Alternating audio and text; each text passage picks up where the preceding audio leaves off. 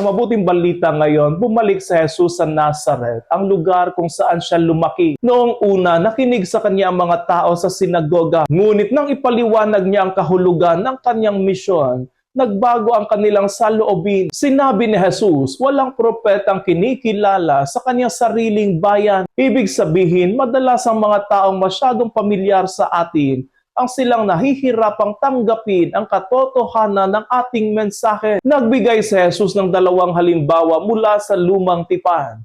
Si Propeta Elias na tumulong sa isang babaeng balo sa Sarepta at si Propeta Eliseo na nagpagaling kay Naaman na taga Syria. Parehong mga dayuhan ang tinulungan ng mga propeta. Ipinapakita nito na ang biyaya ng Diyos ay hindi lamang para sa isang grupo, kundi para sa lahat. Dahil dito, nagalit ang mga taga-Nazaret. Hindi nila matanggap na ang biyaya ng Diyos ay umaabot kahit sa mga itinuturing nilang hindi kagrupo. Sa halip na tanggapin ang mensahe ni Jesus, tinangkapan nilang itulak siya mula sa bangin. Ipinapakita nito kung paano minsan tinatanggihan ng tao ang katotohanan kapag ito ay hindi tugma sa kanyang inaasahan o paniniwala. Ngunit sa kabila ng pagtanggi, nagpatuloy si Jesus sa kanyang misyon. Hindi siya napigilan ng galit o pagtanggi ng mga tao. Para sa atin ngayon, ito ay paanyaya sa atin na buksan ang ating puso sa mensahe ng Diyos.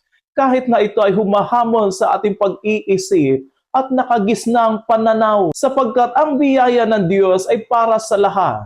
At ang kanyang salita ay patuloy na kumikilos sa buhay ng mga handang makinig at tumanggap.